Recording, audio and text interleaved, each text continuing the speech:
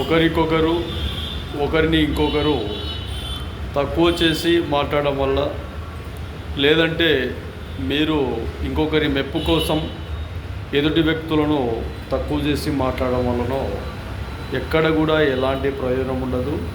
మీకు పెద్ద పెద్ద సీఎం పీఠాలు, సీఎం పదవులు ఎవరు ఇవ్వరు. బాగా గుర్తుపెట్టుకోండి.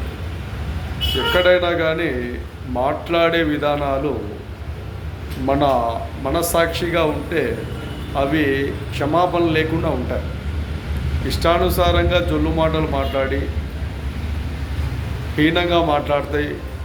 నేనంటే ఈ మాటలకు భయం ఉంటుందిలే అనే అపోహతో ఇంకొకరిని ఇబ్బందుల గురి చేసే విధంగా మాట్లాడడం కరెక్ట్ కాదు.